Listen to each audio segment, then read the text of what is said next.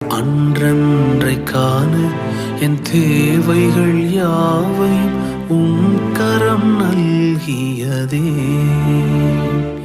நீர் நடத்திடும் விதங்களை சொல்ல பூரண வார்த்தையே இல்லை. நீர் நடத்திடும் விதங்களை சொல்ல ஒரு பூரண வார்த்தையே இல்லை.